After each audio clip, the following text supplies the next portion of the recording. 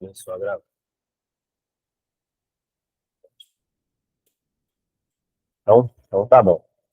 Então, meus irmãos, a gente está iniciando nossa quinta aula hoje. A gente já passou por toda a entrada do tabernáculo, a gente começou a falar como a chegada até o tabernáculo, por que ele foi instituído. Depois a gente começou a falar da porta, e depois da porta a gente passou ali até o altar do sacrifício, do altar a gente passou para a bacia. Com o exterior dessa tenda, muitas coisas tem lá dentro. Fora, aparentemente, é algo sem beleza, sem chamar atenção, assim como era Cristo aqui na Terra, que não havia beleza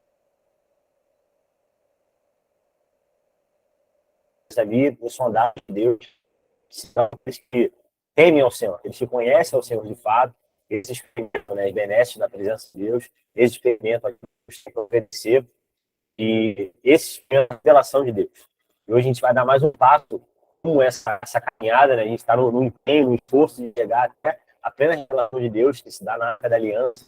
A Arca da Aliança, que é o principal utensílio do tabernáculo, é aquele utensílio que os homens levavam para a guerra, o utensílio que estava a glória de Deus sobre ele. Não é à toa que quando os filhos de Eli levam, né, o utensílio, a Arca da Aliança para a guerra, e depois o povo perde a guerra, os filisteus levam a Arca da Aliança, e quando os filisteus levam a Arca da Aliança, a mulher de Finés tem um filho e coloca o nome do filho de Icabode. Ela diz, foi a glória de Deus. Porque justamente significava a Arca da Aliança, que é o utensílio que a gente vai falar na oitava aula. E tudo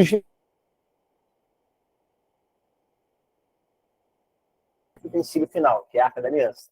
Então a gente está nesse caminho, né? A gente falou sobre o caminho, que é a porta, a gente falou sobre a vida, que é a tenda da revelação, o lugar santo, e a gente vai chegar, perdão, que é o lugar santo, e a gente vai chegar até a vida, que é a Arca da Aliança, que a gente vai chegar lá na oitava aula.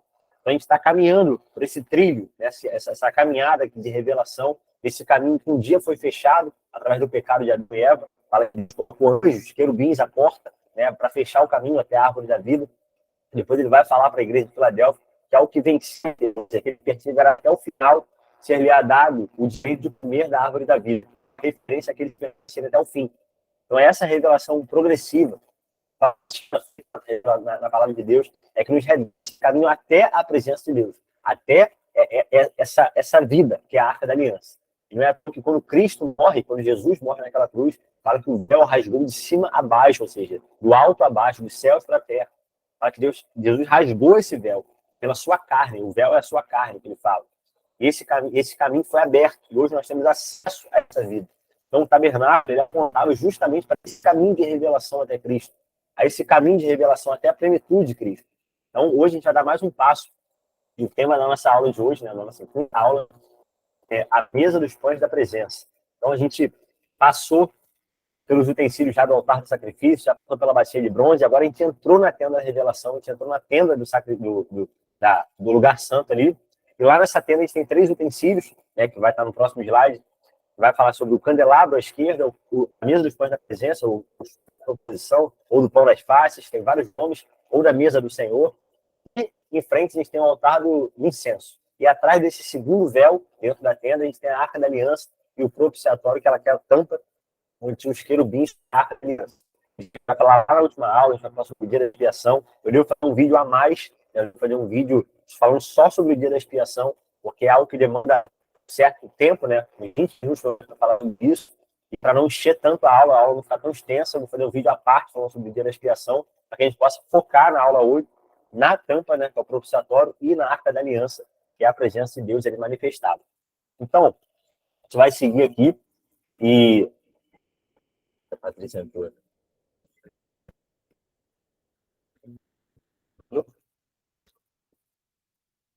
Então a gente olha essa tenda. Oi, Patrícia. Bom dia. Bom dia, pessoal. Bom dia. Então a gente olha essa tenda, né, de fora e aparentemente ninguém imagina que essa tenda tem tanta beleza, né? Utensílios de ouro mesmo, totalmente de ouro, de madeira revestido de ouro, e alguns utensílios, como é o candelabro, totalmente de ouro, não tem madeira no candelabro, e é o tema da nossa próxima aula. A gente vai ver o porquê que esse utensílio não tem madeira. Né? Enquanto todos os utensílios do tabernáculo a gente vê que ele é de madeira, de madeira revestido de ouro. E o candelabro é o único utensílio dentro do tabernáculo de ouro. Com a tampa do conta, ele é de santo. É apenas divindade. É totalmente santo. Então a gente olha para essa tenda e aparentemente não tem beleza por fora, mas lá dentro a gente consegue ver a revelação de Deus manifestada ali. E hoje a gente vai passar por esse utensílio. A gente olha aqui no lugar santo, quando a gente entra no lugar santo, a gente vê aqui a mesa dos pães da presença, à direita a gente vê o candelabro de ouro, à esquerda a gente vê o altar do incenso ali, em frente ao sumo sacerdote, atrás do véu ali. E depois desse véu, desse segundo véu, a gente tem o lugar, o Santo dos Santos, o lugar santíssimo, que é onde está a Arca da Aliança, onde é feito aquele sacrifício expiatório, o dia da expiação, que hoje os judeus chamam de Yom Kippur, que é o dia do perdão. Lá era feito um sacrifício uma vez por ano, ou seja, o sumo sacerdote ele entrava nesse lugar uma vez por ano. Mas hoje o foco da nossa aula aqui vai ser a mesa dos pães da presença. Eu confesso que quando eu estudava o tabernáculo, talvez fosse o utensílio que eu menos desse importância. Não é à toa que dos utensílios é o que menos se fala na Bíblia. É a mesa dos pães da presença. E talvez não existe nada que represente mais o povo de Israel, não existe nada que represente mais o povo de Deus, a igreja, do que essa mesa. Que tem um utensílio que tipifica e mostra o que é a igreja, é a mesa dos pães da presença. Então a gente olha para essa mesa, às vezes, a gente olha para o altar do incenso e fala, poxa, a oração dos santos, né? Apocalipse diz isso. A gente olha para o candelabro e fala, pô, é o Espírito Santo, é a luz do mundo, dando direção, aquecendo, iluminando. E a gente olha os pães da presença, a mesa cheia de pães para saciar a fome do sacerdote. A gente vê isso, muito é muito além disso.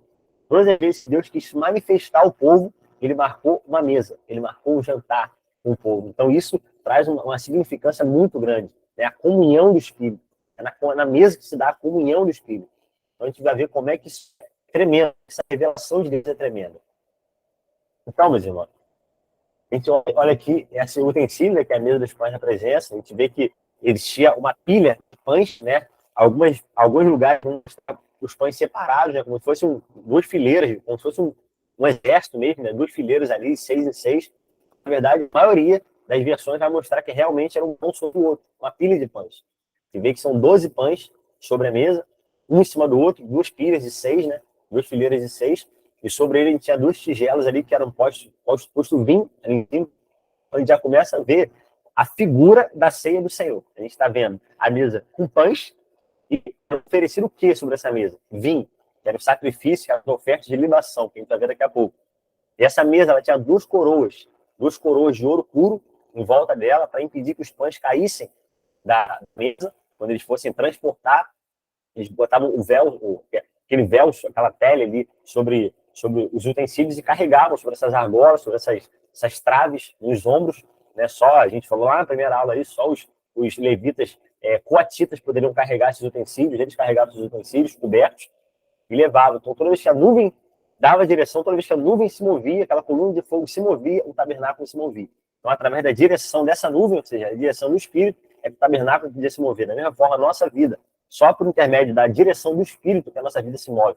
Então, quando eles levavam essa mesa tinha essa coroa para impedir que caíssem as coisas de cima ali, os utensílios, eles enrolavam ali e não se separavam da mesa, para que eles impedissem que caíssem na mesa. Então, em cima dessa mesa, a gente vê essa figura, né, desses pães em cima da mesa, essas tigelas, essas vasilhas, esses utensílios para colocar o vinho, para derramar o vinho ali sobre a mesa, como sacrifício, como oferta de libação, e esses trapos que eles carregarem ali, essa mesa, transportando pelo deserto, nessa peregrinação de 40 anos que eles fizeram.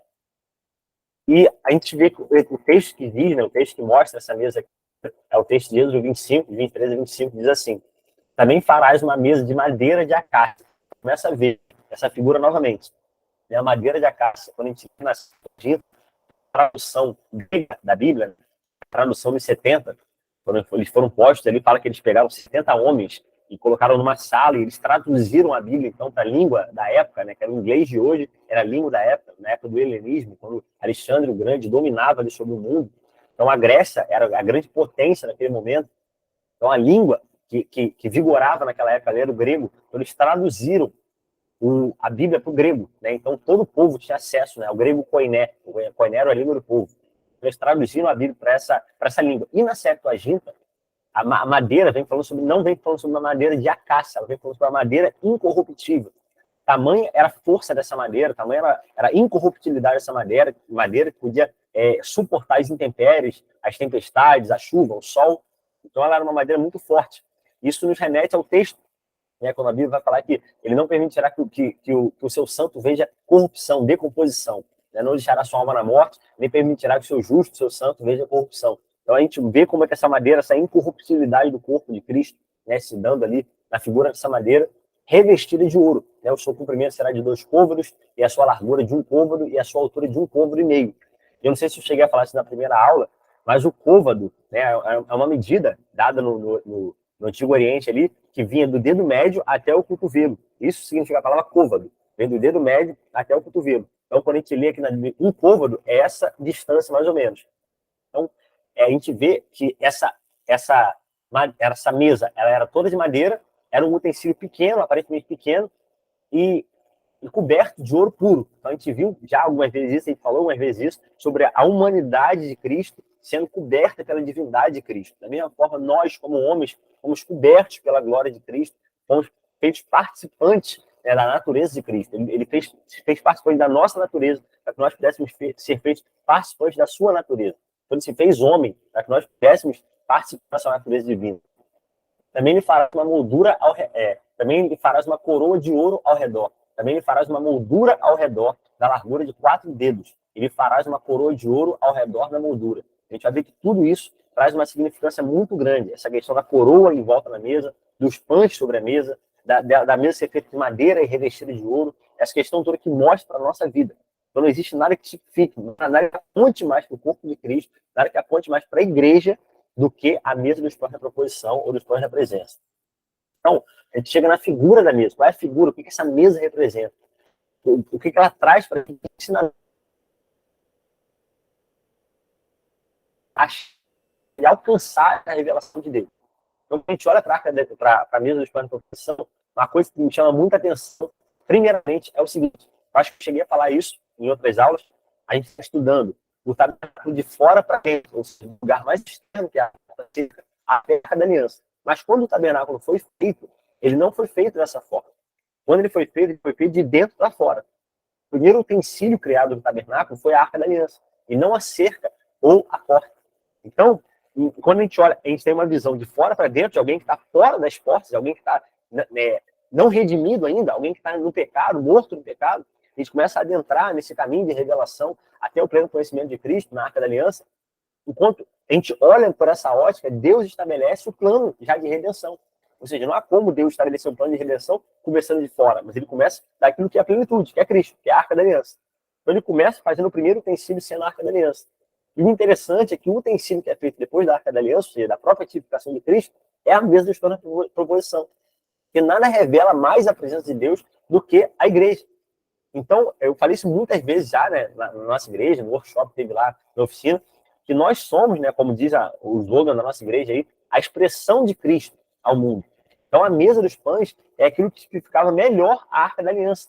Não é à toa que a mesa dos pães da proposição ela tem as mesmas medidas da Arca da Aliança. Quando a gente olha a mesa dos pães da proposição, o comprimento dela tinha 90 centímetros mais ou menos, a largura 45 centímetros e a altura 70 centímetros, 72 centímetros mais ou menos ali, dependendo da mensuração que for feita. Mas o que me chama a atenção é que a Arca da Aliança e a mesa dos pães da proposição têm as mesmas medidas e são feitas do mesmo material. Ambas são de ouro, de madeira revestida de ouro. Então a gente vê como que isso expressa muito claramente aquilo que Deus quis fazer. E tudo, absolutamente tudo na Bíblia aponta para Jesus. Tudo é um plano de apontar para Jesus, é um plano de comunhão. Deus sempre estabeleceu um plano de comunhão com o seu povo. E a gente começa a pregar só salvação, né? Um plano de salvação. E, na verdade, o plano nunca foi um plano de salvação, sempre foi um plano de comunhão, em que a salvação é uma parte do plano de comunhão. Porque para que o homem pudesse ter comunhão com Deus, ele precisaria ser salvo do império de trevas e transportado para o reino do Filho de Deus, de Jesus.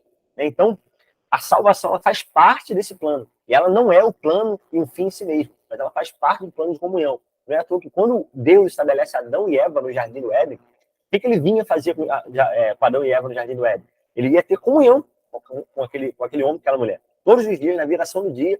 Eu acho interessante essa questão da viração do dia, porque eu acho que é um mistério isso daí. Quando a gente Quando eu chego em casa ali, chegando na viração do dia, né, 5 horas da tarde, 6 horas da noite ali, que é quando o dia está virando, é a hora que eu encontro os meus filhos, é a hora que eu encontro minha esposa. Então, é como se Deus estabelecesse esse mistério de voltando do trabalho, como se fosse isso, né, ele estivesse encontrando os seus filhos. Né, e Deus, ele sempre teve isso em mente, a comunhão, o relacionamento dele com os seus filhos. Enquanto a gente olha para um Deus que é apenas Deus, é apenas soberano sobre os seus, na verdade, a gente perde de vista que existe um pai que está em busca dos seus filhos. É muito mais do que uma relação de subserviência, mas é uma relação familiar. É uma família, ele fazendo uma família para ele. Não é à toa que ele vai estabelecer filhos, né, através de Jesus, através da semente de Cristo, ele vai estabelecer seus filhos. Enquanto Jesus ele vem como unigênito do Pai, como único do Pai, ele vem levar muitos filhos à glória. Ele fala que foi para isso que ele veio. Então, por isso que o Corinthians vai falar isso. Fiel é aquele que nos chamou a comunhão com ele. Então, todo momento, a nossa vida é uma vida que foi desenhada para ter comunhão com Deus. E não apenas salvação de Deus. Né? A gente não foi feito só para ser salvo do Egito para o deserto, rumando à Terra Prometida. A gente foi feito para ser a família de Deus. Aquele povo que vai expressar quem Deus é para as pessoas. Então, se as pessoas não conheceram a Deus, é porque elas ainda não viram um filho de Deus. Porque no dia que elas verem o filho de Deus, elas vão conhecer o pai delas. Então é por isso que quem vê o filho, vê o pai. Então, se o teu amigo lá no trabalho, tua amiga, qualquer lugar que você esteja, não viu Deus ainda, porque provavelmente ela não viu o filho de Deus ainda. Porque no dia que ela vê o filho de Deus, ela vai ver o pai dela, ela vai conhecer o pai dela. Né? E é muito isso, sabe? Às vezes a gente espera as pessoas se converterem a nós, enquanto a gente deveria se converter a elas, fazendo elas verem o pai delas, né? Fazendo elas olharem para o pai delas, porque a gente sabe quem é o pai delas. E o pai delas é o nosso pai. Quando elas entenderem que nós somos seus irmãos, elas vão entender quem é o pai delas e vão voltar para casa. E vão entender de que família elas pertencem, de onde elas foram tiradas e para que elas foram feitas. Então, às vezes, a gente pensa que é só uma mudança de rito, de liturgia, de comportamento. Mas não é isso, é uma mudança de consciência. A Bíblia diz que o diabo ele cegou o entendimento dos homens. O príncipe desse século cegou o entendimento dos homens. Então, todos nós estávamos com o nosso entendimento obscurecido, escurecido pelo engano do pecado. Até que um dia, Jesus ele brilhou a sua luz e transformou o nosso entendimento. E é por isso que Salmo 34 vai falar isso. Contemplai-o e sereis iluminados. O que vai ser iluminado? Nosso entendimento. E os vossos rostos jamais sofrerão vexame. A gente não vai ser mais envergonhado. O evangelho ele é o poder de Deus para a destruição de tudo aquilo que se levanta contra a obediência de Cristo. Então, quando a gente apresenta isso para as pessoas, como se a nós sendo uma expressão de Cristo nesse mundo, a gente apresenta o Pai das pessoas para ela começa a entender que elas têm um irmão, que elas são filhas de Deus, elas saem desse cativeiro, elas saem dessa vã maneira de viver, rumando, né, até a terra prometida. Então é mais do que tirar as pessoas do Egito, é levá-las até a terra. Porque muitos saíram do Egito, mas morreram nas areias do deserto. Eles nunca tiveram uma mudança de entendimento. Eles só foram libertos do cativeiro, mas nunca foram libertos da opressão. Não é à toa que lá no deserto, eles têm saudade de quê? Do Egito. Porque o entendimento deles não mudou. Então, às vezes a gente pode sair do cativeiro sem necessariamente sair da opressão, sem ter o nosso entendimento mudado. E o nosso esforço como igreja é ter uma mudança de entendimento. Não é à toa que Romanos 12 vai falar isso. Oferecei os vossos corpos como sacrifício vivo e transformai-vos pela renovação do vosso entendimento. Isso é o culto verdadeiro. É a transformação diária do nosso entendimento. Até que a gente entenda a nossa identidade, que é o nome que significa êxodo, né? Identidade como filhos de Deus, de fato. E entendendo que nós somos filhos de Deus, nós agimos como o nosso Pai age. Nós fazemos o que o nosso Pai faz. Não é à toa que Jesus, no Evangelho de João, a todo momento ele falava assim, eu não faço nada de mim mesmo, eu só faço aquilo que o Pai me mandou fazer. E quando ele entende, né? Ele entende não porque ele é, né? Mas ele, com o entendimento pleno de que ele é o Filho de Deus, que ele é o Filho de Deus, ele faz aquilo que Deus manda. Uma vez que um filho deve obediência ao seu pai. Quando nós entendemos, por isso que a identidade de ser filho de Deus é o que muda a nossa vida cristã. Às vezes a gente fica assim, não, identidade e propósito, identidade, mas a gente não sabe nem por que a gente tem que saber a nossa identidade. É porque se eu sei que eu sou filho de Deus, eu faço o que Deus manda. Eu vivo como um filho de Deus. É isso que muda a minha vida, é saber que eu sou filho de alguém que tem exigências da parte dele, e não só exigências, mas meios de viver essas exigências. Se Deus fala assim, sede santos, porque eu sou santo, sede vós perfeito, como perfeito é o vosso Pai Celeste, o que ele está dizendo? Você tem que ser igual a mim. Mas eu não estou dizendo que você tem que ser igual a mim, eu estou te dando meios para que você seja igual a mim. Esses meios são o quê? Os meios da graça. É o Espírito Santo, é a palavra, é a oração e algo maravilhoso que é o quê? A mesa dos pães da presença. Existe um nível de revelação de Deus que só se dá na mesa, que só se dá na comunhão dos santos. Uma vez um amigo virou para mim e falou assim: Renan, você acha que é possível viver fora da igreja? Fora. Sozinho. Sozinho. Eu falei, cara, possível é. Agora, você não vai experimentar tudo aquilo que Deus tem para te revelar. Eu tenho certeza disso. Existe um nível de revelação de Deus que só se dá na comunhão. E é por isso que Efésios vai falar isso. Sabe? Não vos embriagueis com vinho, com de dissolução, mas enchei-vos do Espírito. Ele fala a forma de se encher do Espírito. Falando entre vós com salmos e cânticos espirituais. Salmodiando uns aos outros no seu coração. Ou seja, o que ele está dizendo? Que a forma de ser cheio do Espírito Santo, ele poderia dizer, cheio do Espírito Santo, orando no seu quarto, cheio do Espírito Santo, lendo a palavra. Mas ele não está falando isso, ele fala assim, falando entre vós. Sabe o que ele está dizendo? Que o enchimento do Espírito Santo se dá na comunhão. Não se dá no quarto, não se dá apenas orando, lendo a palavra, mas se dá na comunhão. Não é à toa que todas as vezes que os homens foram cheios do Espírito Santo, eles estavam como? Sozinhos? Não, eles estavam sempre em comunhão. Quando Deus desceu naquele cenáculo, lá em Atos 2, os homens estavam o quê? Sozinhos? Não, eles estavam unânimes, orando juntos. E por isso que Deus desceu no meio deles. O Espírito se manifesta na mesa, na comunhão. Quando Deus ele quer mostrar para o povo, quando Cristo ele quer mostrar, fazer os discípulos entenderem a cruz, o que ele faz? Ele se assenta na mesa. Ele fala assim, eu tenho ansiado sentar convosco e cear, né, partilhar essa Páscoa, que isso não vai ser repetido até que o Senhor venha. E fala que ele senta com aqueles homens, se revela àqueles homens, ele revela a cruz para aqueles homens. E depois que Jesus volta e ressuscita, olha que coisa tremenda, ele ressuscita e alguns dos discípulos ainda não tinham entendido a cruz de Cristo. Só que Jesus não repete a cruz. O que ele repete? A mesa. Fala que no caminho de Emaús, os homens ouviam de Deus, ouviam do próprio Cristo, ressurreto, e o coração deles aquecia, mas eles não tiveram seu entendimento transformado, não tiveram seus olhos abertos. Então, fala que Jesus se senta na mesa com aqueles homens, e quando ele parte o pão, os olhos daqueles homens se abrem.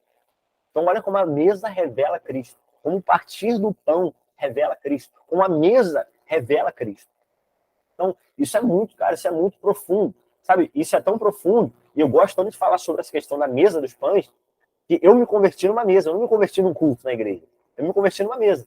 Eu tive uma experiência marcante na minha vida, aos 12 anos de idade, uma experiência profunda mesmo de Deus, de sentir Deus mesmo presente ali comigo, mas eu me converti de fato, de uma mudança de vida completamente aos 15 anos.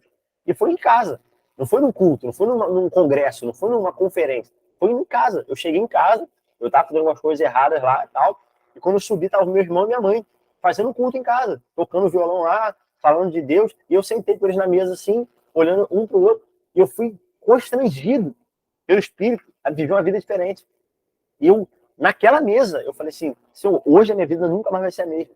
Porque eu vi Deus naquela mesa, eu vi Deus naquela casa, eu vi Deus naquela reunião ali, naquela conversa ali. E minha vida mudou a partir dali. Então não foi no culto externo, mas foi numa mesa. Que a mesa só faz sentido, o culto só faz sentido se ele for uma expressão, uma extensão da mesa.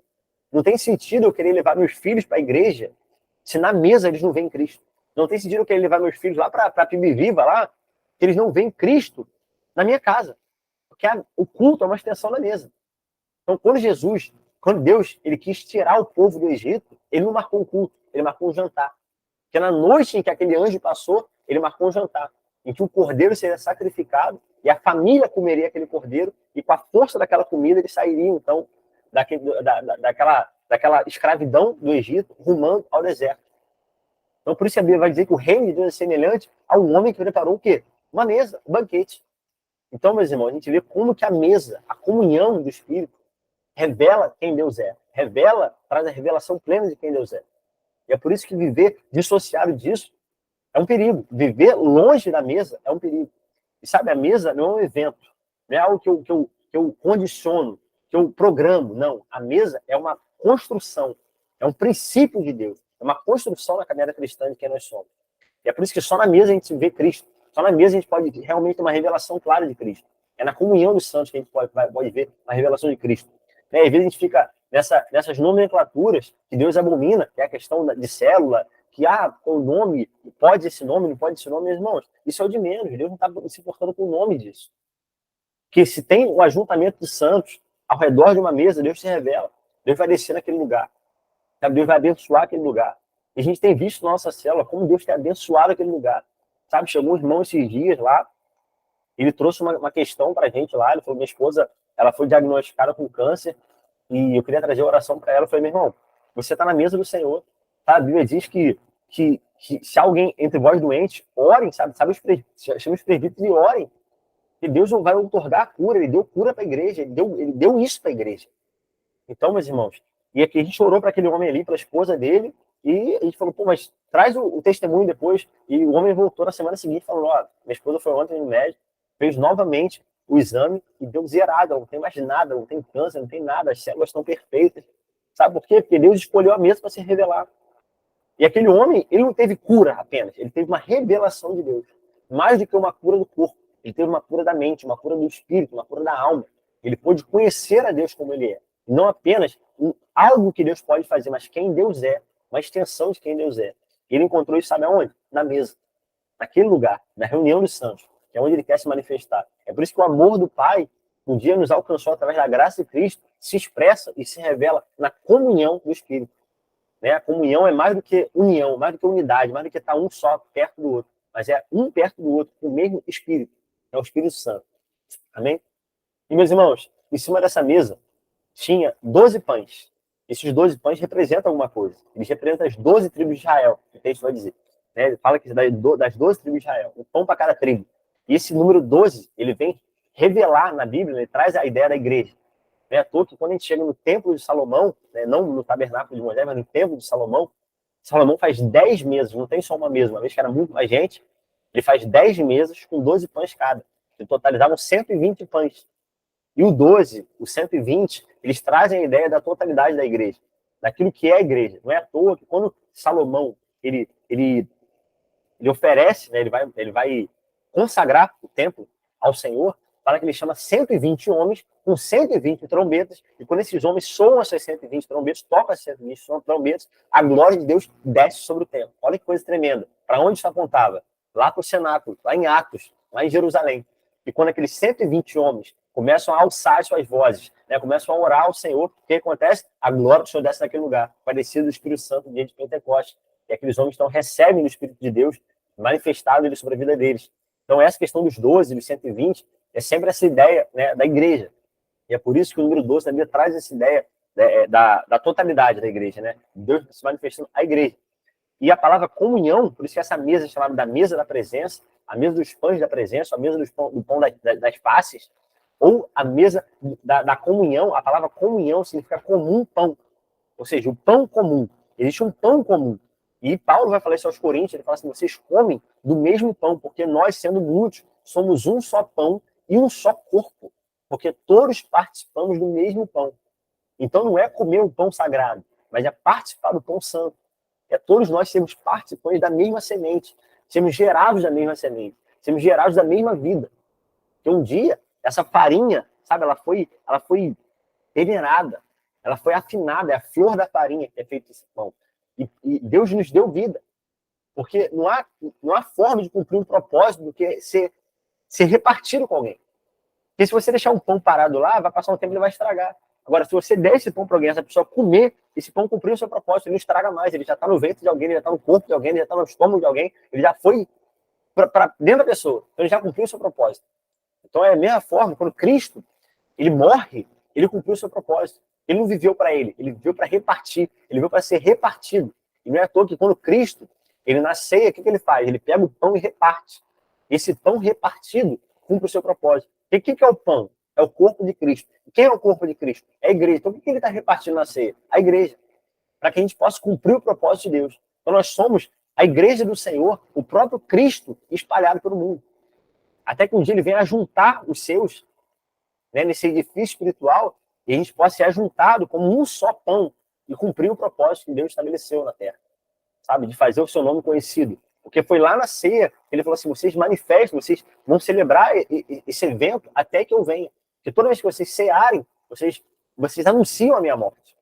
Então olha que coisa, cara, incrível que existe nessa mesa. Essa mesa tinha 2 utensílios claros, 2 elementos claros, que era o pão, os pães da presença, e sobre essa mesa era oferecido o quê? Vinho. que era a oferta e libação que a gente vai ver daqui a pouco. E o mais interessante também é que essa mesa, ela era circundada, em volta dela tinha uma coroa, toda de ouro.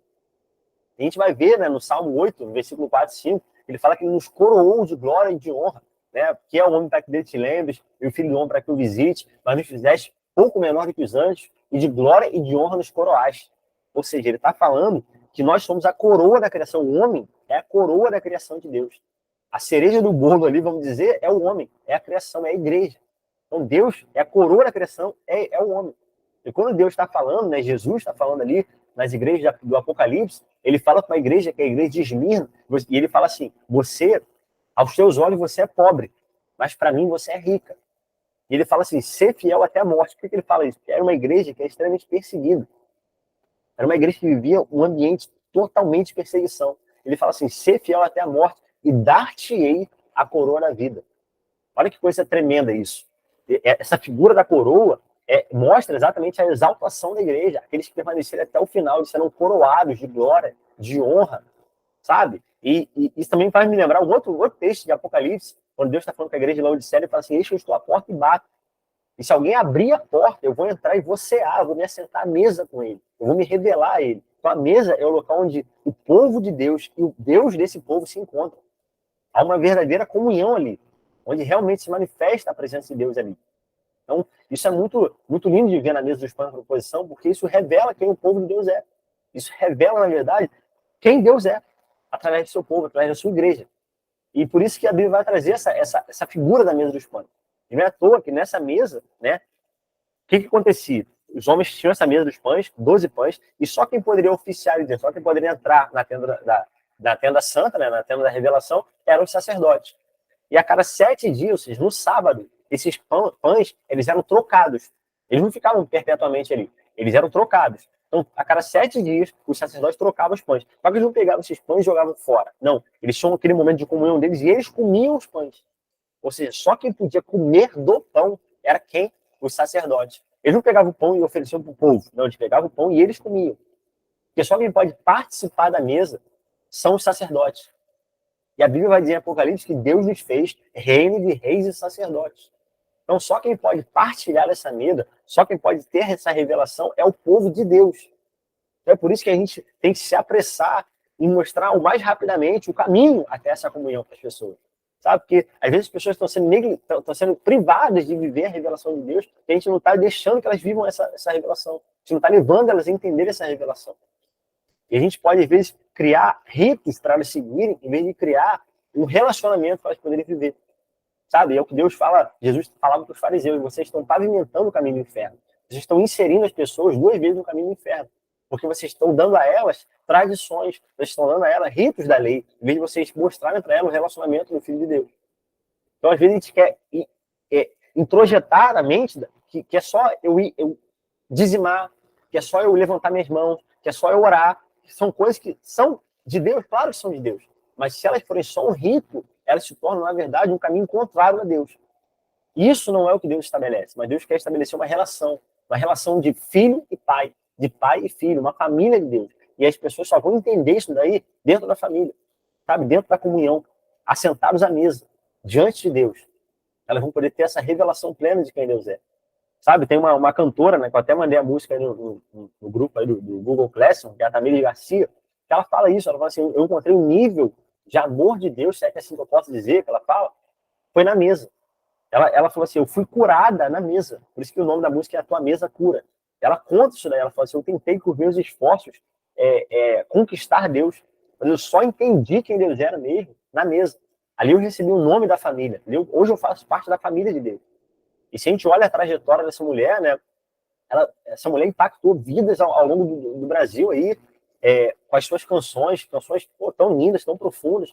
Ela fala, mas eu não conhecia o amor de Deus ainda. Eu só conheci o amor de Deus de fato na mesa. Então, assim, na comunhão dos santos que a gente pode, sabe, abrir nosso coração mesmo, confessar os nossos pecados uns aos outros. Nós somos curados dos nossos pecados. Então, aquele que tenta viver fora dessa comunhão, ele está num caminho muito perigoso, num caminho muito longe do que Deus estabeleceu. Então, é por isso que Deus vai dizer isso, que onde estiverem 2 ou 3 reunidos em meu nome, eu vou estar no meio dele. E tudo que eles pedirem, concordando, eu vou fazer. Sabe o que Deus está falando? Tudo. Tudo é tudo. Então, a igreja, a comunhão mínima é a condição máxima para resolver qualquer problema. Vou repetir. A comunhão mínima é a condição máxima para resolver qualquer problema. Então, a igreja ela tem condições de resolver qualquer problema. A Bíblia vai falar assim, tudo que vocês ligarem na terra será ligado nos céus. E tudo que vocês desligarem na terra será desligado nos céus. Então, o que ele está dizendo? Ele está dizendo que essa palavra ligar não é um botão de on e off que eu aperto ali, como se fosse um liquidificador ali, alguma coisa do tipo, um disjuntor. Não. Esse ligar vem de ligadura. A mesma ligadura que envolveu Lázaro quando ele morreu. Então, essa palavra desligar na terra é libertar. É tirar as ligaduras que prendem. Então, sabe o que Deus está falando? A igreja ela tem o poder. Ele deu à igreja o poder de expulsar demônios, de curar enfermos, de levantar o caído, ou seja, de desatar, de libertar, de livrar. Só que só se dá na comunhão dos santos. Isso se dá na comunhão da igreja. Então, é isso que ele está dizendo, que a igreja, alguns assuntos estão pendentes, porque a igreja é tímida, porque a igreja não está se impondo. E a gente fica lamentando viver num mundo cruel, enquanto, na verdade, a causa da crueldade do mundo é a negligência da igreja. Então, na verdade, Deus deu à igreja condições de resolver qualquer problema. Sabe? Existem avivamentos ao redor do mundo em que a cidade era uma cidade extremamente violenta. E quando a igreja se levantou, a violência da cidade acabou. A igreja derramou do amor de Deus naquele lugar. Então, é isso, sabe? É na comunhão que Deus se revela, na comunhão que Deus se manifesta como aquele que é provedor de todas as coisas, que ele pode fazer todas as coisas. Amém? Se alguém quiser falar, fica à vontade, tá bom? E o texto continua dizendo assim, ó, também farás os seus pratos, e as suas colheres, e as suas cobertas, e as suas tigelas com que se hão de oferecer libações. De ouro puro farás, e sobre a mesa porás o pão da proposição perante a minha face perpetuamente. E 3 coisas que eu queria falar nesse texto aqui. A primeira, o que era uma oferta de libação? A palavra libação significa derramar líquido sobre algo. Né? Então, o que era oferta de libação? Enquanto as ofertas, a maioria, eram ofertas sólidas, vamos dizer, né? Era um animal, era cereal. A oferta de libação era uma oferta líquida.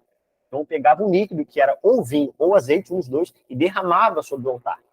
Então, isso era tão sério que se os pães que eram oferecidos na mesa, que eram postos na mesa, eram pães sem fermento.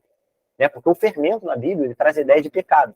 E é por isso que Paulo, em 1 Coríntios 5, depois no capítulo 10 também, no capítulo 11, quando ele está falando da ceia, ele vai assemelhar a igreja a um pão ázimo, a um pão sem fermento, a um pão asmo, né? Que é o pão sem fermento. Significa asmo, significa isso, sem fermento.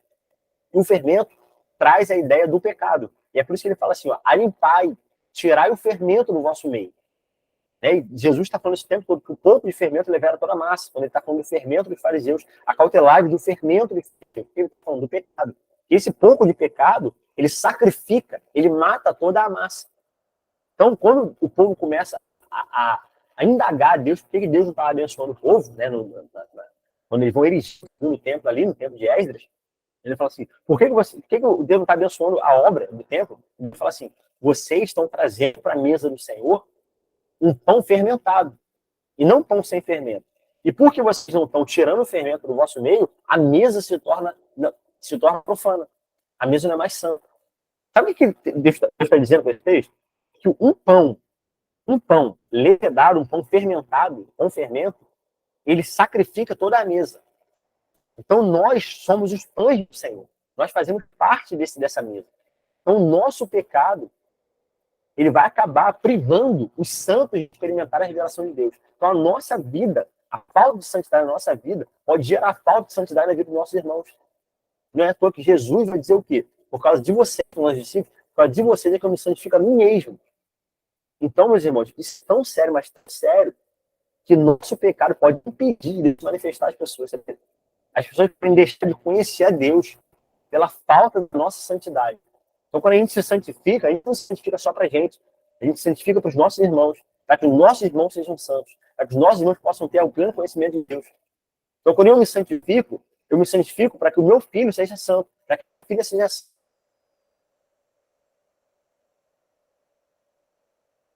Se eu tolerar um pecado na minha vida, eu mato a minha casa. Eu posso matar a minha igreja, sabe? A gente olha para isso. Isso tem um relato ali falando sobre Acã. Sabe? O povo de Israel tinha acabado de derrubar a cidade de Jericó. A cidade mais difícil de se derrubar ali. E quando o povo acaba de vencer aquela guerra enorme, ele vai lá combater contra uma cidade chamada Ai. E a cidade é tão pequena, que o texto fala que eles nem empenharam todos os homens para combater contra aquela cidade, mas eles só chamaram 2.000, 3.000 para combater.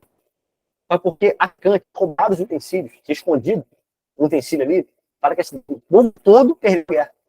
Olha só, por causa do pecado de um homem, todo o povo perdeu a guerra. Então a gente olha que o pecado tolerado na nossa vida coloca em xeque a vida de santidade da vida dos nossos irmãos. A vida dos nossos irmãos, sabe, pode influenciar na vida da nossa igreja. Então, às vezes, é por isso que Paulo vai falar assim em 1 Coríntios 11, ele fala assim, vocês comem e bebem e trazem para si condenação, porque vocês comem e bebem sem discernir o corpo. E é por isso que entre vós há tantos coxos e doentes, e não poucos que dormem, ou seja, que morreram. Cara, olha que coisa tremenda. Ele está dizendo assim, vocês comem a ceia, vocês se apressam em comer a ceia, vocês não vão ali para ter comunhão, vocês vão ali só para comer, para satisfazer o estômago de vocês, quando vocês deveriam estar ali pela comunhão. Sabe? Então, a falta de santidade na nossa vida pode colocar em xeque toda a vida da nossa igreja, toda a vida da nossa família. É por isso que nós nos santificamos. É por isso que esse lugar é um lugar de santidade. É por isso que o povo, falando em Malaquias, fala, o Senhor nos ouve. Deus fala assim, claro que eu não ouço. Vocês trazem animal coxo para cima do altar, vocês colocam um pão levedado, fermentado sobre a mesa, e a mesa se torna profana para vocês.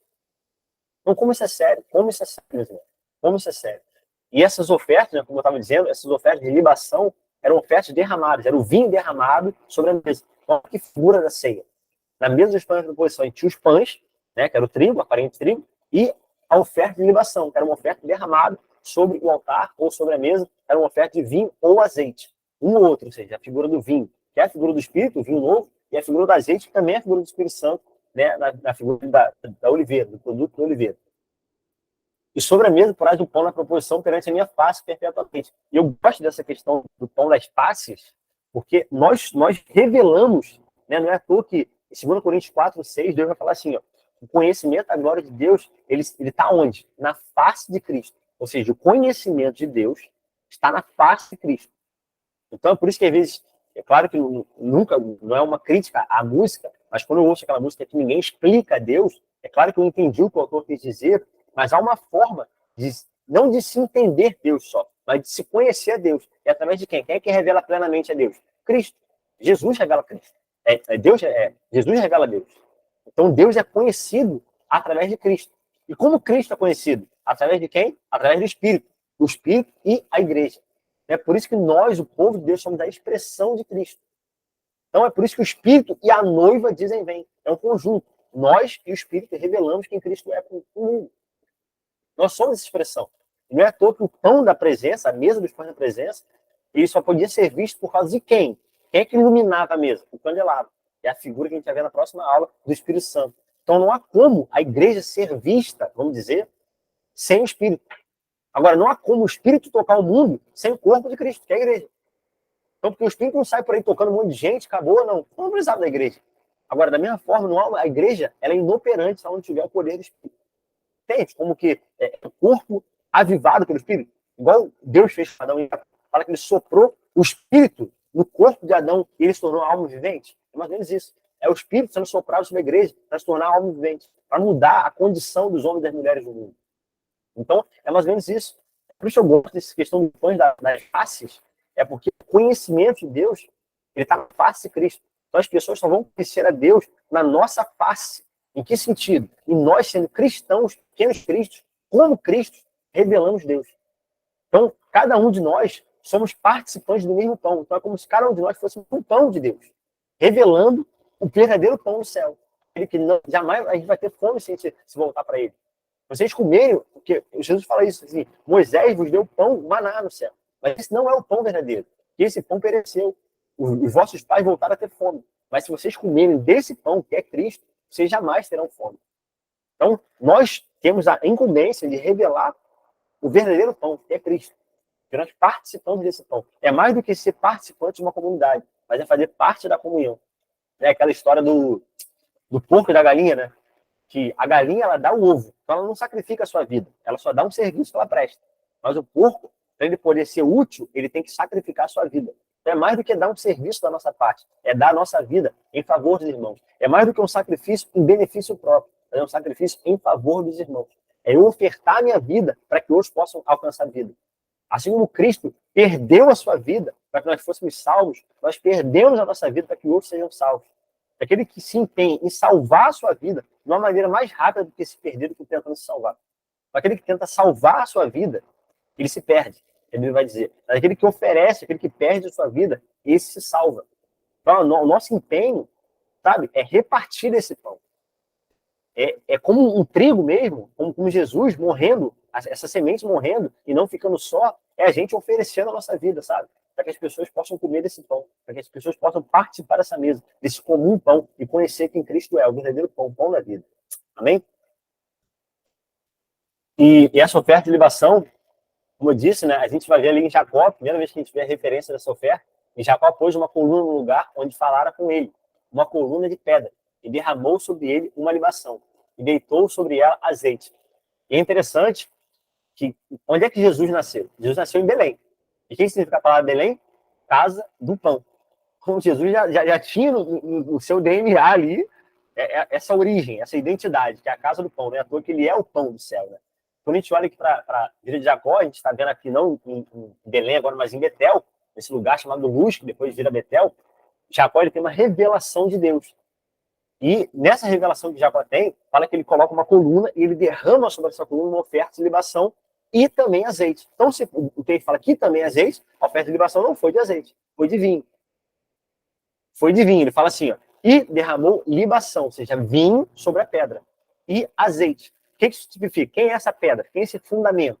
Quem é essa pedra sobre a qual ele teve essa revelação? Jesus. Então, você já apontava para Jesus. Não é à toa que quando Jesus vai falar com os discípulos, ele fala assim, quem vocês dizem que eu sou? E os homens falam assim, uns dizem que tu és Elias, ou João Batista, ou Jeremias, ou um dos profetas. Aí Jesus fala assim, mas e vocês? Quem dizem que eu sou? Aí Pedro fala assim, tu és o Cristo, o Filho do Deus vivo.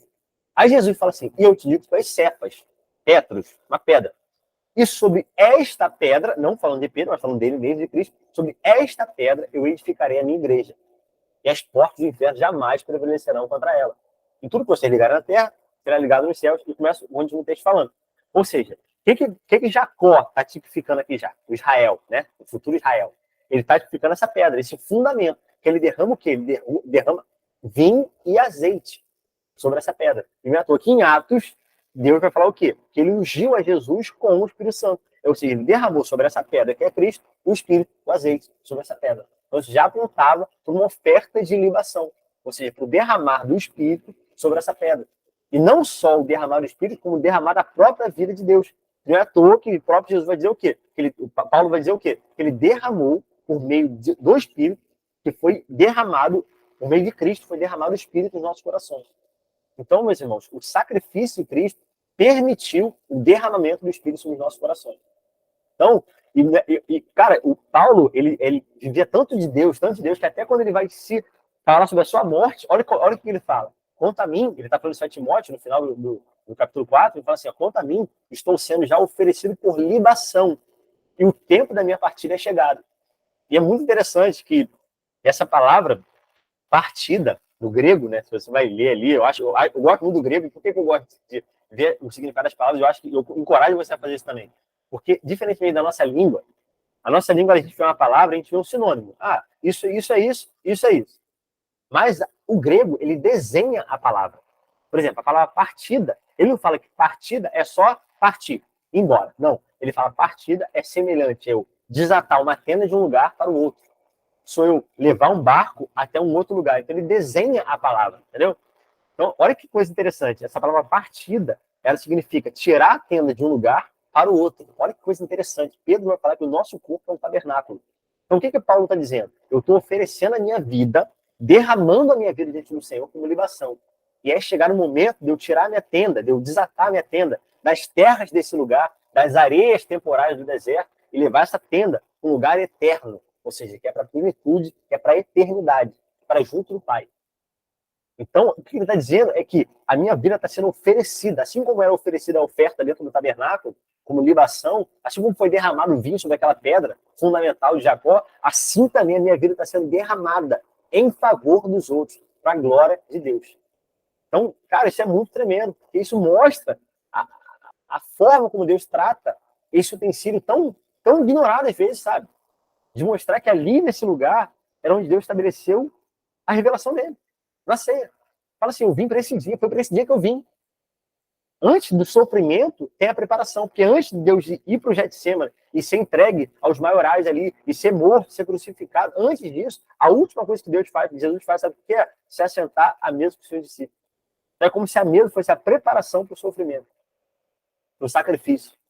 A força que ele necessitava, a revelação para a qual ele veio, de certa forma, foi para aquele dia, para ele se revelar aos seus. E se revelando aos seus, ele pudesse revelar ao mundo. Então, isso é, cara, isso é muito, muito lindo, muito lindo. Essa revelação de Deus dada à igreja, para que nós, como igreja, possamos revelar Deus ao mundo, através da comunhão dos santos. Também, o texto vai dizer, né? Também tomarás da flor de farinha e dela cozerá 12 pães. Cada pão será de 2 dízimas de uma efa e os porás em 2 fileiras. 6 em cada fileira, sobre a mesa pura perante o Senhor, e sobre cada fileira porás incenso puro, ou seja, é a questão da oração. A gente vai ver isso na próxima aula da oração sobre o pão. Toda oferta santíssima ao Senhor tinha 3 elementos: a farinha, o pão, o incenso, as orações, e o azeite. O azeite derramado sobre o pão, o Espírito sendo derramado sobre Cristo, para que seja, para o pão, por oferta memorial, oferta queimada ao Senhor. Em cada dia de sábado, isso se porá em ordem perante o Senhor, continuamente pelos filhos de Israel, por aliança perpétua. E será de Arão e de seus filhos, os quais o comerão no lugar santo. Eles só poderiam comer do pão no lugar santo, na tenda. Ou seja, só pode experimentar esse nível de revelação de Deus aqueles que comeram do pão, que fazem parte dessa comunidade. Então, como disse, é mais do que fazer parte de uma igreja, de uma denominação. É ser participante da natureza de Cristo. É estar disposto a fazer aquilo que Cristo fez. Da mesma forma que Cristo estava disposto a tomar a sua cruz em favor do mundo, nós estamos dispostos a tomar a nossa cruz em favor do mundo. Sabe, é mais do que buscar favores. É ser favorável. Jesus não fez um favor para a gente na cruz. Ele nos tornou favoráveis. É mais do que buscar presente. É ser o presente na vida de alguém. É mais do que buscar um favor da parte de Deus. É ser favorável. E se alguém tiver se eu tiver que ficar doente para alguém que seja curado, que eu fique. Sabe, para alguém viver, eu tenho que morrer, que eu morra. Sabe, porque foi isso que Cristo nos ensinou. É se interpor, é ser uma ponte de mediação. É se colocar na brecha para que ele nos use de tal forma que a gente perca a nossa vida para que outros sejam salvos. É mais ou menos isso, sabe? É ser favorável. Porque, como Jesus disse em Atos 20:35, né? Maior bem-aventurança é dar do que receber. Então, oferecer é muito maior do que receber. Plenitude se encontra em dar, não em receber. Plenitude se encontra em se oferecer. Sabe? Em se oferecer em prol dos outros, em ser favorável para que outros possam viver. Bem? Porque uma coisa santíssima é para eles, das ofertas queimadas ao Senhor para o estatuto perpétuo. Então, só os sacerdotes, só aqueles que são participantes da presença de Deus, podem de fato comer desse pão, podem de fato ter essa revelação. Então, existem níveis de revelação. Quando Deus se manifesta ao povo de Israel, fala que então Deus ele desce sobre aquele monte Sinai e o povo não queria ouvir Deus. Fala assim, Moisés, pede para Deus falar contigo e você fala com a gente. E existem níveis de revelação ali. O povo ele fica ao pé do monte. O povo ele ouve o que Moisés falava. Ele não ouve Deus. Ele ouve o que Moisés ouviu de Deus. Só que fala que 70 homens, 70 anciãos sobem até metade do monte. Olha que coisa interessante. Esses homens eles têm uma nova revelação de Deus. Sabe por que eles têm uma nova revelação de Deus? Porque fala assim, e os 70 anciãos subiram a metade do monte e lá eles comeram juntamente. Olha que coisa tremenda. Na metade do monte fala que eles comeram uma refeição juntos. Então isso mostra o nível de revelação entre aqueles que estão ao pé do monte, que não ouviam de Deus, e aqueles que estão na metade do monte. E fala assim, e esses homens ouviram a Deus. Olha só, o texto fala que eles comeram uma refeição juntos, e logo em seguida o texto fala assim, e eles ouviram a Deus. Cara, que coisa linda. Agora fala que Moisés viu a glória de Deus, né? Pelas costas ali, aquele texto que a gente vê. Então assim, você vê o nível de revelação, que eles escolheram ficar ao pé do monte, eles tiveram uma parte da revelação de Deus, que não foi a revelação de Deus, mas foi a revelação de Moisés da parte de Deus. Aqueles que subiram até metade do monte, que ousaram, né, entrar na presença de Deus, eles compartilharam uma refeição juntos, eles ouviram de Deus. E existia um homem, Moisés, que subiu até o topo do monte, juntamente com Josué, que não foi até o nível que Moisés foi um pouco abaixo ali, e ele realmente recebeu as leis de Deus ali e teve uma revelação muito mais clara de Deus, porque ele ousou, ele foi além do pé, ele foi além do meio do monte, mas ele ousou ir até o topo ali daquele monte. Então isso cara, isso é muito lindo, essa revelação progressiva de Deus, da gente, sabe, poder ter a oportunidade de se aprofundar nessa revelação, de se aprofundar nesse conhecimento de Cristo. E queria terminar essa aula, né, de hoje falando, sabe, sobre isso, que a mesa é o lugar onde Deus se revela. Né? Eu contei um testemunho na igreja esses dias, não sei quem estava lá na igreja, mas aconteceu uma situação com meu filho esses dias, né? Ele estava sendo perseguido por um garotinho lá, um amiguinho dele na escola, e todo dia ele chegava em casa e ele relatava: pai, hoje o Otto me bateu, e ele me bateu 5 vezes hoje, eu não quero mais ir para a escola, porque todo dia eu vou para lá e fico apanhando, isso não é bom. Eu falei: filho, o que você está fazendo diante de tudo isso daí? Você está revidando? Ele: não, pai, eu não estou revidando, não. Então tá bom, você não está revidando, você já ganhou o primeiro ponto. Tá, e depois, o que você está fazendo? Ele: não, pai, eu não estou fazendo nada, eu só falo com a professora, mas isso me entristece, porque eu fico apanhando, e isso não é bom e tal. E meu filho, olha só, papai vai te ensinar uma coisa. Primeira coisa, a gente vai orar, para que Deus aumente sua fé e você tenha condições de suportar isso daí. A gente não precisa ter o Espírito de Deus para viver com pessoas que nos amam. A gente precisa ter o Espírito de Deus, e em sendo rejeitado, em sendo humilhado, a gente continua amando essas pessoas. É por isso que a gente precisa do Espírito de Cristo, para que a gente possa ser como Cristo, que em sendo rejeitado, continua amando o mundo. Eu falei: filho, primeiro você está com um problema em você. Deus precisa aumentar a sua fé para você ter condições de amar o Otto, mesmo ele te batendo. E a segunda coisa que a gente vai fazer é que a gente vai mostrar Deus para o Otto. Hoje o Otto vai poder ver Deus. Desculpa, meus irmãos. Perdão.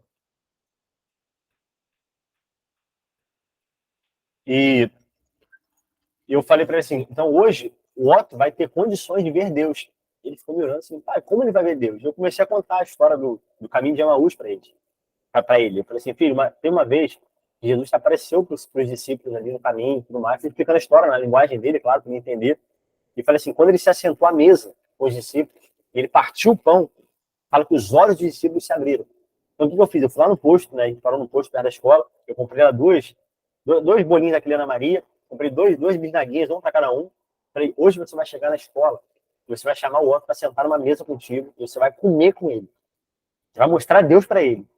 Então ele sentou na mesa com o Otto, ele me contando depois, fala que ele sentou, pegou a lancheirinha dele lá, abriu, pegou a Ana Maria, repartiu, deu um pro Otto, com para ele, pegou a bisnaguinha, deu uma pro Otto, com uma para ele. Ele foi e falou que começou a conversar com o Otto, e o Otto ficou sem entender. Então, assim, na cabeça do Otto devia estar assim: eu bato nele e ele me traz comida, né? Eu bato nele, ele compartilha comigo alguma coisa. E eu falei assim: e aí, filho, como é que foi? Ele: pai, eu não sei o que aconteceu, mas o Otto nunca mais me bateu. Agora o Otto é meu melhor amigo. Sabe por que isso aconteceu? Porque o Otto pôde ver Deus. E é compartilhando o pão, é partindo o pão, é que Deus se revela. E da mesma forma que Jesus partiu o pão com seus discípulos, e eles puderam ver a Cristo a partir desse partir do pão, da mesma forma as pessoas só vão ver Deus quando nós partimos o pão com elas. Sabe? É isso. É esse nível de revelação que ele quer nos trazer. É na mesa. Sabe? A gente tem uma amiga, né, em comum aqui, e essa amiga estava com uma dificuldade de engravidar muito grande, ela conseguiu engravidar, ela tinha feito vários exames, várias coisas, tinha corrido em vários médicos e nada, e todos falavam que ela ia ter que, não ia poder ter filho, ela tinha um problema muito sério no útero, que ela ia ter que adotar. Um belo dia a gente foi fazer uma vigília aqui em casa, e eu falei, sabe, no meio da oração, eu falei: Deus, a tua palavra diz que o Senhor se revela na mesa, o Senhor se manifesta na comunhão dos santos. Então o Senhor pode operar a tua cura aqui nesse momento. E a gente começou a orar, tipo, com a mão na cabeça dele, começou a orar. Deu um mês, ela estava grávida. Um mês. E Deus curou. Sabe? Porque é na mesa que Deus se revela. É na mesa que Deus traz perdão, é na mesa que Deus traz cura, Deus traz reconciliação, Deus traz revelação. Da mesma forma que eu me converti numa mesa. Sabe? Deus, ele quer trazer perdão sobre a nossa vida também. Ele quer se revelar a nós nessa mesa. Nós somos como os pães de Cristo. Nós somos como os pães da presença, o pão das faces, que revelam Cristo. E a nossa santidade, a nossa vida, sabe, ela é responsável, muitas das vezes, pela santidade da vida do nosso irmão. E a nossa falta de santidade pode ser responsável pela ruína da vida do nosso irmão. E a gente pode ser como Ezequiel, que mesmo sabendo que o povo não ia ouvi-lo, Deus fala assim: você vai lá para aquele povo, vai falar para esse povo, o povo não vai te ouvir. Só, cara, olha a cabeça de Ezequiel. Por que o senhor está mandando para um povo, falar para um povo que não vai me ouvir?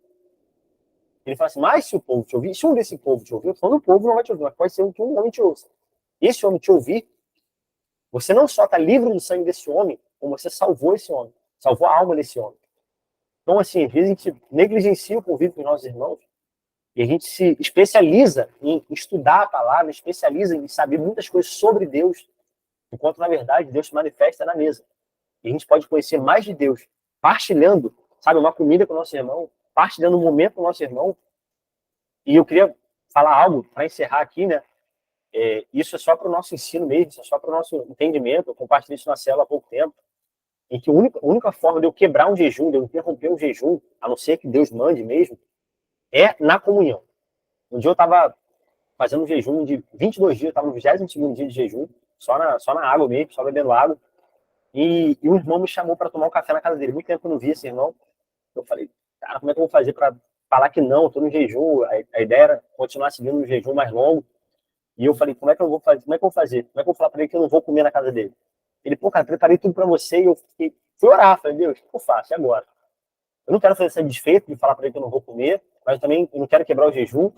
E Deus falou assim, sabe? Eu senti Deus falando claramente para mim, você tem muito mais aprender de mim naquela mesa do que se você continuar em jejum. Então, assim, jejuando, eu teria uma revelação de Deus. Eu aprenderia mais de Deus, eu seria mais sensível a Deus. Mas na mesa, junto com aquele irmão, eu teria muito mais da revelação de Deus. Eu lembro que eu interrompi aquele jejum naquele 22º dia, comi na casa daquele irmão, foi uma bênção mesmo, uma bênção. Eu pude conversar com ele ali, foi uma bênção. E eu tive muito mais de Deus naquela mesa do que eu teria se eu tivesse continuado só o jejum. Então, assim, porque é na mesa que Deus se revela. Sabe, é no partir do pão, é no beber do vinho que Deus se revela. É na ceia do Senhor que Deus se revela. Porque é nessa mesa, sabe, que nós vamos anunciar a morte de Cristo até que ele venha. É nessa mesa que a gente vai anunciar o sacrifício de Cristo para as outras pessoas, até que ele venha. Para que as pessoas se identifiquem com esse sacrifício, sejam salvas por intermédio desse sangue e possam acessar esse lugar da comunhão, esse lugar da relação, esse lugar da família de Deus. E possam ser tão filhos de Deus como nós somos hoje, como filhos de Deus, Cristo é. A gente possa, então, essa assembleia dos primogênitos, essa comunidade dos filhos de Deus, dos santos do Senhor. Amém? Então, queria estar orando, né, para a gente poder encerrar. Poder encerrar nossa aula. Antes, eu queria perguntar se alguém quer falar alguma coisa, fazer um comentário, perguntar. Patrícia, quer falar alguma coisa? Não, eu só fico curiosa com relação a. Eu sempre ficava curiosa com relação quando eu fazia a leitura, né, da Bíblia e falava justamente do pão sem fermento. Porque era tanto frisar essa questão do pão sem fermento. Aí você acabou de falar, né, que era remetido à questão do pecado. Eu nunca tinha feito essa relação. Mas é um detalhe, tipo assim, fermento, porque a gente entende que fermento ele faz crescer Isso. Coisas, né? Faz crescer algo. É por conta disso, o fermento cresce, o que seria ruim, Ele muda a forma, né? É um crescimento artificial, né? Ele muda a forma, né? Então ele prolonga. É algo externo. Assim, né? É algo externo. Exatamente. Exatamente. Esse como se fosse um crescimento artificial. E esses pães sem fermento nessa época não estragavam como o nosso, né? Não é à toa que o pão durava 7 dias, né? Então, assim, né? Durava 7 dias a ponto dos sacerdotes poderem comer depois de 7 dias. Então, nossa, se deixar 2 dias que ele já tá duro, já tá cheio de fumo, já não serve mais. Mas o deles não, né? É por isso que Jesus está falando esse tempo todo, né? Cautelai do fermento dos fariseus, do pecado. Então, isso é muito interessante, né, cara? Como que Deus vai se revelando a todo momento ali, né? A Bíblia é tremenda, né? Por isso que realmente ela é a revelação de Deus. Amém? Vamos estar orando então? Alguém mais? Fala uma coisa? Maiara, Mariana, Tatiana? Não? Vamos estar orando então. Não? Senhor Deus, nós te louvamos, Pai. Te bendizemos. Obrigado, Senhor. Obrigado por esse tempo de mesa, Pai. Obrigado por esse tempo que nós tivemos de aprender mais de Ti, Senhor. De saber, Deus, um pouco mais quem Tu és, Pai, como o Senhor se revela, como o Senhor se relaciona, Deus. Senhor, nós queremos partilhar desse pão, Senhor. Nós queremos comer desse pão. A Tua palavra diz que Tua carne é verdadeiramente comida, Teu sangue é verdadeiramente bebida, Senhor. E nós queremos ser saciados por esse pão, Senhor, de forma que a gente nunca mais venha a ter fome, Senhor. Sabe, não uma fome física, não, Senhor, mas uma fome espiritual. Nós queremos ser saciados por Ti, entendendo que o Senhor é a nossa suficiência, Pai. Entendendo que o Senhor é o nosso sustento, Senhor. e vivendo aquilo que o Senhor disse para a igreja de Esmirna ali, Senhor, ser fiel até a morte, dar-te a coroa da vida. Nós queremos ser fiéis, Pai, até a morte, Senhor, não maculando a nossa santidade, não, Senhor. Não maculando, Deus, a decência que existe na Tua presença, Pai. Não nos tornando irreverentes, não, Senhor, mas vivendo de forma digna do Evangelho, Senhor. Produzindo frutos dignos de arrependimento, como diz João Batista ali, Senhor. Nós queremos viver dessa forma, Pai. Viver dessa forma, e partilhar dessa mesa, nos assentar com os nossos irmãos, entendendo que é nessa mesa, Deus, que o Senhor se revela. Sabe? Assim como tu deste a tua face, Pai, assim como tu ofertaste a tua vida, nós queremos ofertar a nossa vida, Pai. Sabe, como Davi disse ali, Pai, prepara uma mesa, Deus, perante mim na presença dos meus inimigos. Não é para uma mesa ser preparada para que a gente mostre para os nossos inimigos que a gente venceu, não, Pai, mas é que os nossos inimigos te vejam, Senhor. É muito mais do que uma vanglória, Pai. É uma revelação do Senhor. E nossos inimigos venham ser convertidos a Ti, porque viram Deus nessa mesa, Senhor. Em nome de Jesus, Pai, te peço, Deus. Peço, Senhor, venha nos ensinar isso, Deus. Sermos como pão, Senhor, a ser amassados, triturados, Pai, mas que revelem vida, Senhor. Que revelem vida aos outros, Senhor. Em nome de Jesus, obrigado por esse tempo, Deus. Obrigado por esse tempo de mesa aqui, Senhor. Louvado seja o Teu nome. Em nome de Jesus. Amém. Amém. Amém, minhas irmãs. Amém. Deus possa nos abençoar nesse domingo. Temos um culto abençoado lá. Amém? E até daqui a pouco. Deus abençoe a todos aí. Amém, Até daqui a amém. Bom pouco. dia. Até daqui a pouco. Tchau, gente.